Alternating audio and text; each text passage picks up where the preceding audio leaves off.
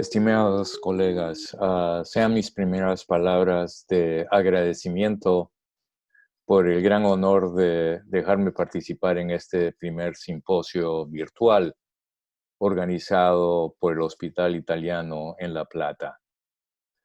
Les mando abrazos virtuales desde Filadelfia, en Pensilvania, en Estados Unidos.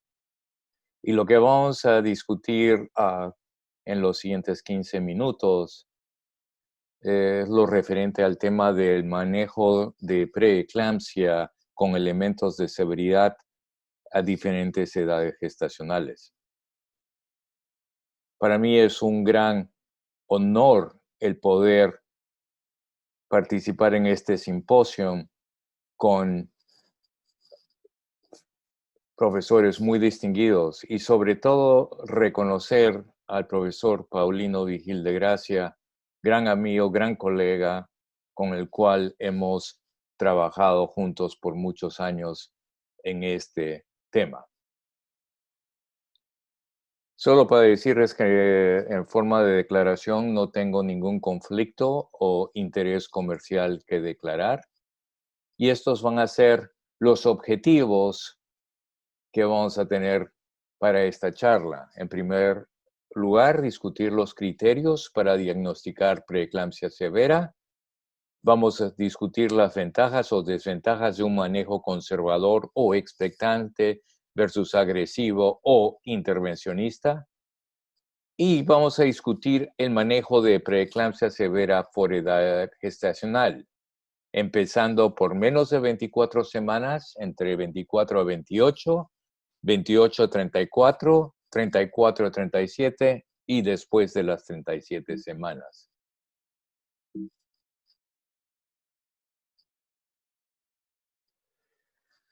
El problema de preeclampsia y los trastornos hipertensivos del embarazo siguen siendo una causa muy importante de mortalidad materna.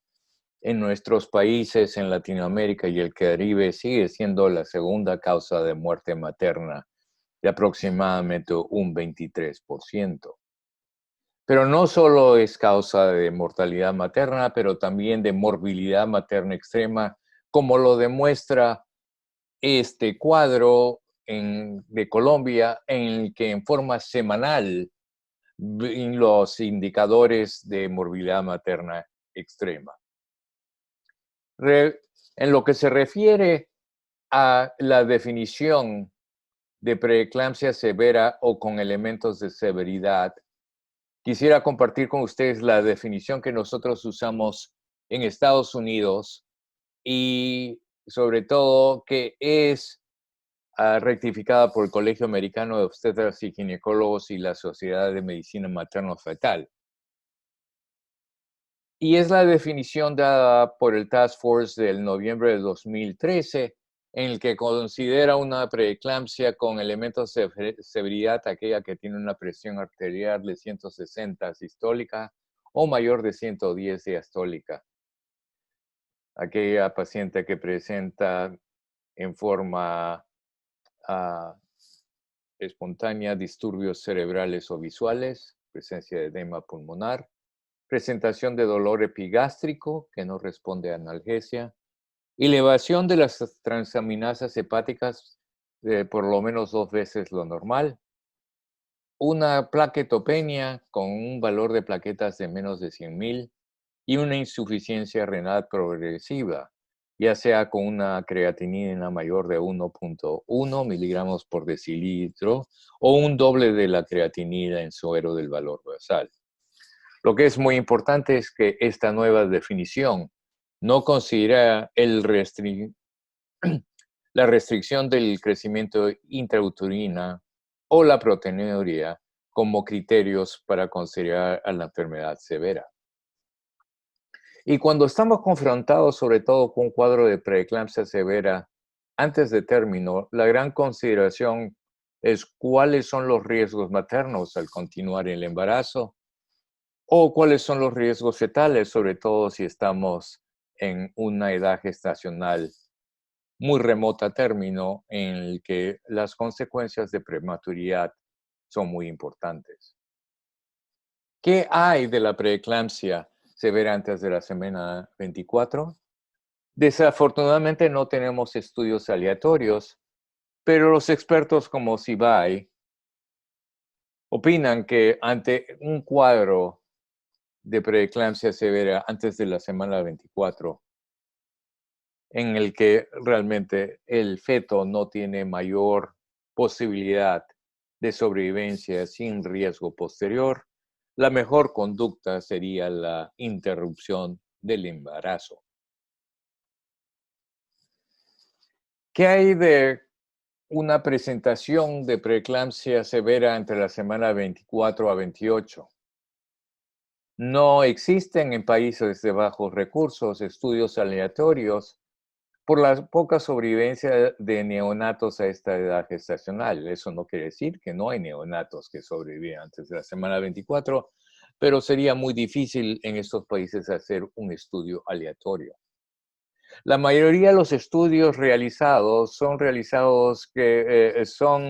estudios que tienen un rango entre la semana 24 hasta la semana 34, por lo tanto es difícil extrapolar. Pero en países de altos recursos, la recomendación es para un manejo conservador después de la administración de esteroides. Pero esta recomendación simplemente está basada, como lo dijimos anteriormente, en extrapolación de estudios hasta la semana 34. Manejo de la preeclampsia de la semana 34-37. Por lo menos tenemos dos buenos estudios aleatorios. Uno realizado en Holanda, el HIPITAT-2, en el que compararon la interrupción inmediata versus un manejo expectante entre la semana 34 y 37. Este estudio, publicado en el Lancet del 2015, demuestra que con una interrupción inmediata ante un cuadro de preeclampsia después de la semana 34, hay una reducción del más del 60% en un resultado materno adversa, pero desafortunadamente hay un incremento en el riesgo de síndrome de membrana hialina al hacer una interrupción inmediata entre la semana 34 y 37. Ojo, este estudio no tenía como protocolo la administración de esteroides para maduración pulmonar después de la semana 34. El segundo estudio que demuestra evidencia de que hay ventaja para reducir la morbilidad materna ante un cuadro de preeclampsia después de la semana 34 es el estudio de Chappell, publicado en el Lancet el año pasado, el estudio Phoenix, que demostró una reducción en morbilidad materna al hacer una interrupción inmediata ante un cuadro de preeclampsia después de la semana 34, pero con un pago de un incremento en admisiones a la unidad de cuidado intensivo neonatal. Por lo tanto, ante estos dos estudios, la recomendación actualmente ante un cuadro de preeclampsia, sobre todo con criterios de severidad, sería interrumpir el embarazo, pero con la consideración de dar esteroides, como lo sugirió el estudio publicado en el New England Journal of Medicine en el 2016. ¿Qué hay de la preeclampsia después de la semana 37? O sea, un cuadro de preeclampsia a término. Y ojo, acá estoy hablando no solamente de preeclampsia severa, pero preeclampsia en general. El HIPITAT-1, realizado en Holanda y publicado ya hace 11 años por Koopman, hicieron un estudio aleatorio de inducción versus un manejo expectante ante el cuadro de preeclampsia, demuestra sin lugar a duda que con una reducción del 30% en el resultado materno adverso al inducir apenas se presenta una mujer con preeclampsia después de la semana 37. Esto quiere decir que hay evidencia suficiente basado en estudios aleatorios que recomiendan la interrupción del embarazo después de la semana 37 ante un cuadro general de preeclampsia, pero sobre todo ante un cuadro de preeclampsia severa después de la semana 34, tiene sentido interrumpir después de la administración de esteroides. La gran pregunta es, ¿qué hacer con una preeclampsia severa entre 28 a 34 semanas? Podemos tener un manejo intervencionista en que se administre esteroides seguido por una interrupción 48 horas después de maduración pulmonar versus un manejo expectante o conservador con admisión de la paciente, observación continua y simplemente interrumpir el embarazo si hay descompensación materna o fetal.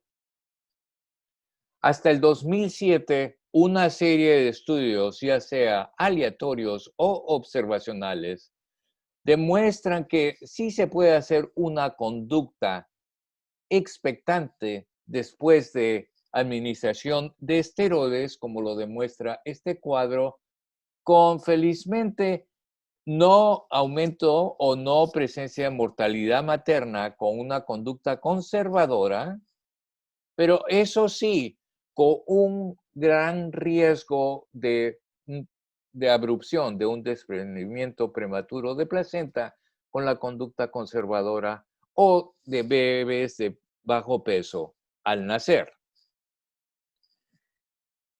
La Sociedad de Medicina Materno-Fetal, basados en estos dos estudios aleatorios con poco poder y los estudios observacionales, ya hace 9 años recomiendan que ante un cuadro de preeclampsia severa, administrar esteroides y seguir a la paciente muy seguidamente en un hospital de nivel tercero y simplemente interrumpir ante una descompensación materna o fetal o de lo contrario tratar de ganar el mayor tiempo posible. Y este es el protocolo al admitir en una paciente de antes de 34 semanas con preeclampsia severa. Lo más importante es tener la capacidad en este hospital terciario de poder intervenir en cualquier momento, sobre todo ante la presencia de un desprendimiento prematuro de placenta. Pero ¿cuál es el problema de este manejo expectante, sobre todo en países de bajos recursos? En primer lugar, hay falta de recursos, de banco de sangre, de anestesia, 7 días de la semana, día y noche. Hay consideración de no poder intervenir de emergencia en caso de un desprendimiento prematuro de placenta, con una preocupación de muerte materna o fetal al esperar. Y hay recursos limitados en cuidados intensivos. Por lo tanto, ya hace 7 años, con el doctor Fijil de Gracia, hicimos un estudio aleatorio en Latinoamérica en el que comparamos una conducta intervencionista en el que administramos esteroides e interrumpimos el embarazo después de 48 horas versus un manejo expectante en aquellas mujeres presentando un cuadro de preeclampsia severa antes de la semana 34 a partir de la semana 28. Y al final tuvimos en el estudio un total de 267 mujeres, de las cuales la mitad fueron manejadas con una conducta intervencionista después de la administración de esteroides y la otra mitad tuvo un manejo expectante.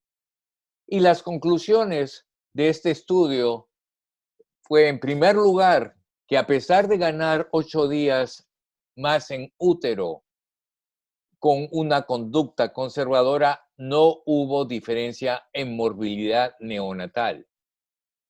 Segundo lugar, hubo 5 veces más el riesgo de una abrupción en el grupo expectante, más de 2 veces y medio el riesgo de tener un pequeño peredaje estacional para el grupo expectante.